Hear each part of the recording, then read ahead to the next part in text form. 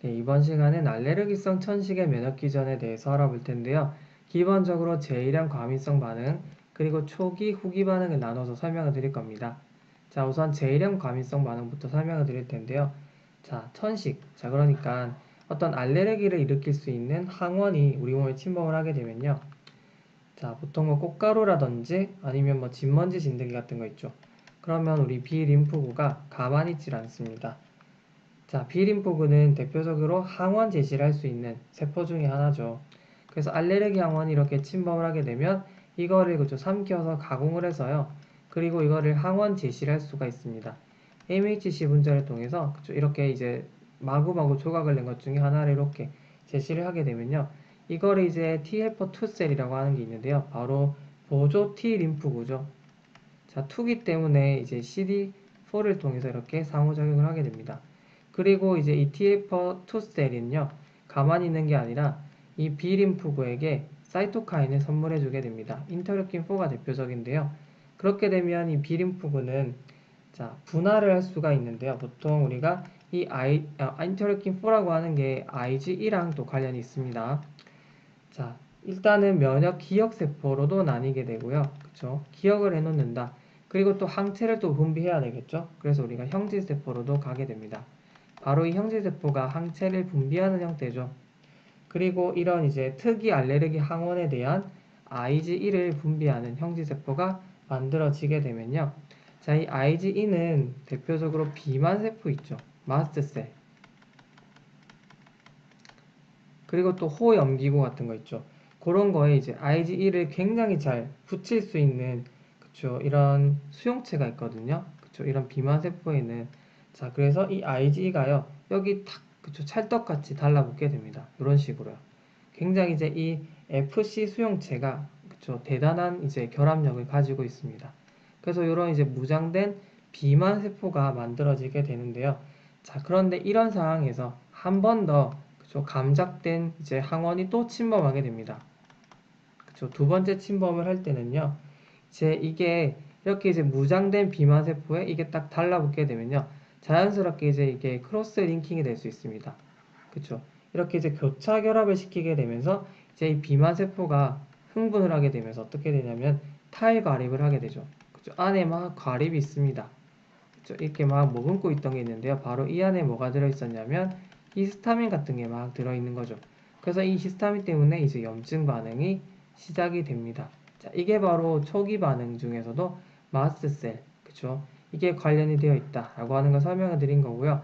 이 앞의 내용이 바로 제1형 과민성 반응, 이거를 전반으로 설명을 드리는 겁니다.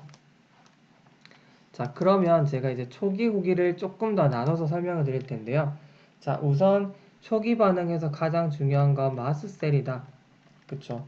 자, 그리고 이게 결국에는 히스타민을 분비하게 되면서 염증 반응을 일으켜서 결국에는 혈관이 확장이 되겠죠. 자, 그리고 프로스타글란딘 계열이, 그쵸? 프로스타글란딘 때문에 또 기관지 수축이 일어나게 됩니다. 자, 그래서 우리가 이 천식하게 되면, 그쵸? 천명음이 들리잖아요. 휘징. 그래서 이런 게 이제 기관지 수축과 관련된 게 바로 이 초기 반응인 프로스타글란딘이랑 관련이 되어 있다. 그리고 또 류코트리엔 있죠. 자, 이런 게 바로 이 점액질 분비랑 또 관련이 있습니다.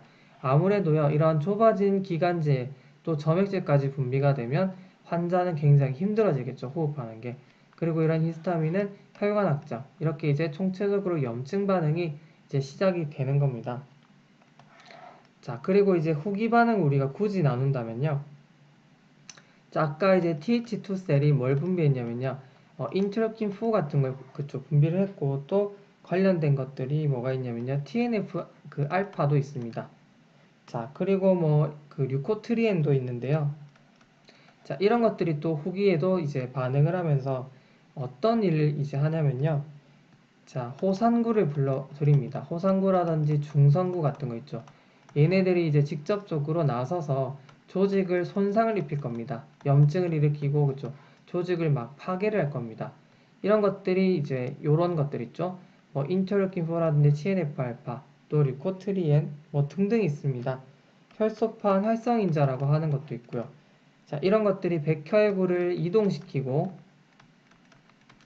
또 막 그쵸 그 부착기자들 있죠. 뭐 그 세포 롤링이라고 해서 그쵸 막 이렇게 그 굴리면서 이렇게 이동할 수 있는 길을 깔아주는 그런 이제 면역 시스템이 발동이 되는데요. 그리고 또 이런 인터루킨 4라든지 5 같은 것들은 백혈구를 활성시키는데 다 도움을 줍니다. 바로 이 호상구라든지 중성구 같은 것들은 다 백혈구의 아형이죠. 그래서 이런 것들을 다 그쵸, 촉발을 시키면서 이런 호상구와 중성구를 불러일으키는 거죠. 그래서 이제 본격적인 염증 반응이 일어나게 되고 조직이 손상이 되게 되는 겁니다. 자, 일단 이렇게 초기는 마스트셀 그리고 후기는 에오지노필 이게 바로 호상구죠. 이렇게 이제 여러분은 이해를 하시면 되겠습니다. 그래서 본격적인 요런 이제 백혈구들을 데리고 와서 그쵸 염증을 일으킨다라고 생각해 주시면 되는데요. 자, 조금 더 제가 이제 간단하게 좀 정리를 해 드릴게요. 자, 이제 쭉 한번 살펴볼 텐데요. 자, 우선 제가 방금 설명드린 거는 알레르기성 천식에 대한 내용이고요. 자, 우리가 굳이 알레르기 항원 자극과는 무관하게 운동이라든지 추위에 의해서도 천식 발작이 나타날 수가 있기 때문에 여기에 국한해서 좀 생각을 해 주시면 되고요. 그 다음에 천식의 원인으로서 그쵸? 제가 이제 뭐 히스타민과 마스트셀 이런 것들은 다 설명을 드렸는데요. 그쵸? 자, 우리가 천식을 일으키는 사람들 중에서 조사를 해봤더니 substance P라고 하는 것, 그리고 VIP 많이 들어보셨을 텐데 이게 바로 혈관 활성 장펩티드라고 하는 게 있습니다. 자, 이게 어떤 관련이 있냐면요. 자, 평활근을 수축시키는 이제 substance P, 이게 이제 많이 발현이 되어 있겠죠. 그리고 이제 오히려 반대로 평활근을 이완시키는 VIP 같은 경우는 적게 발현이 되어 있더라. 이런 것도 이제 그쵸, 많이 관찰이 되고 있고요. 그 다음에 초기 반응과 후기 반응은 이렇게 나눌 수가 있다라고 설명드렸죠. 마스셀과 에오지노필이 이렇게 그쵸 관련이 있다. 그래서 뭐 굳이 대표적으로 이제 역할들을 적어 놓으면 이런데요. 뭐 거의 겹쳐서 그쵸 동반해서 잘 일어나게 됩니다. 자, 그리고 이제 임상적으로 약간 접근을 하자면요. 우리가 당연히 염증, 아까 제가 그쵸 이게 결국에는 염증으로 이어진다. 왜냐하면 호상구라든지 아니면 중성구들이 본격적인 그쵸 염증 세포가 이제 모이게 되니까 이게 결국 다 조직을 손상하게 되고 그쵸 이런 이제 기관지관 내강을 좁게 만드는 거죠. 자, 평활근도 이제 비대해지면서 점점 두꺼워집니다. 근육들이 어쨌든 그게 다 그쵸 좁게 만드는 요인으로 작용을 하는 거고요. 그래서 우리가 항상 COPD랑 천식을 구분을 해야 되는데요. 일단은 기본적으로 만성염증 질환이다. 자, 그리고 기도의 과민성 증가 이런 것들은 거의 이제 천식의 특징으로 알려져 있고 COPD로 이제 감별을 하자라면 COPD는 비가역적이라고 한다면 보통 가역적인 기도 폐쇄를 우리가 천식이라고 하잖아요. 그래서 우리가 브론코 다일레이터를 흡입을 했을 때 이런 이제 호전이 되어 있다라고 보는 게 바로 천식을 보기 위한 검사를 하는 거고요. 왜냐하면 그런 브론코 다일레이터를 통해서 가역적인 기도 폐쇄면 다시 회복이 되겠죠. 그럼 다시 기도가 열리니까 FEV1 같은 게 다시 회복이 되는 걸 보기 위해서 우리가 뭐 폐기능 검사할 때 그런 것들을 보게 되는 겁니다. 그래서 가역적이다 이게 굉장히 중요합니다.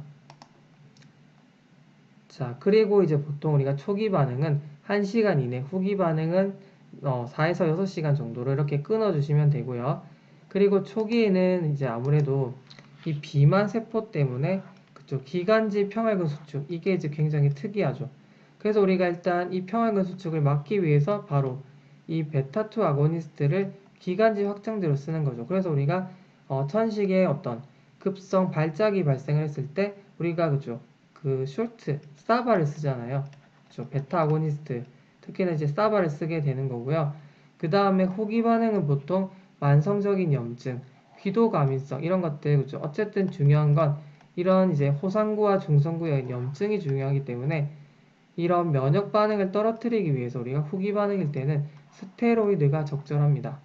그래서 여러분이 이런 면역 기전을 이해하시면 치료는 왜 이렇게 하는가, 그쵸? 당연히 이제 초기 반응은 아무래도 메인이 평활근 수축이니까 평활근을 조금 늘려줄 수 있는 기관지 확장제를 쓰는 거고요. 후반기 반응은 이제 기도 과민성 그리고 염증 세포랑 관련이 있기 때문에 스테로이드를 쓴다. 이런 식으로 이해를 해주시면 되겠습니다. 자, 이렇게 이제 일단 이해해 주시고 제가 하나 그쵸 참고적으로 조금 응용을 해 볼게요. 자, 이거는 이제 천시관저에서 보는 FEV1의 변화 양상인데요. 일단은 자, 이 A와 B를 좀 볼게요. 자, 이건 같은 환자인데요. 보시면 이 B가 지금 어떤 약물을 복용한 거예요. 흡입을 한 상태고, 이건 이제 원래 상태거든요. 자, 보시면 이제 지금 투피크죠. 그러니까 거꾸로 이제 역피크가 나타난 건데요. 이거는 아무래도 초기 반응을 나타낸 거겠죠. FEV1이 확 떨어진 거죠. 이거는 1초간에 그쵸. 이제 강제적으로 내쉬는 정도를 보는 건데요. 이렇게 FEV1이 떨어졌다라고 하는 건 아무래도 천식, 발작이 나타난 것, 초기 반응과 후기 반응으로 볼 수가 있는 겁니다. 시간적으로 1시간 이내, 그리고 이제 이거는 4에서 6시간 정도로 볼 수가 있는 거죠. 그런데 뭘 흡입을 했더니 이 초기 반응은 전혀 회복이 안 되는데 후기 반응이 지금 회복이 된 거죠. 자, 그래서 스테로이드가 바로 효과가 있었다는 거죠. 제가 방금 말씀드렸잖아요. 후기 반응에서는 스테로이드가 효과가 있다. 그래서 아무래도 이거는 스테로이드를 흡입했기 때문에 초기에는 효과가 없지만 후기에는 이렇게 효과를 보였다. 자, 이거를 우리가 또 이렇게 알 수가 있는 겁니다. 자, 이렇게 임상면역학적으로 좀 설명을 드렸는데요. 자, 일단은 이렇게 마무리하겠습니다. 수고 많으셨습니다.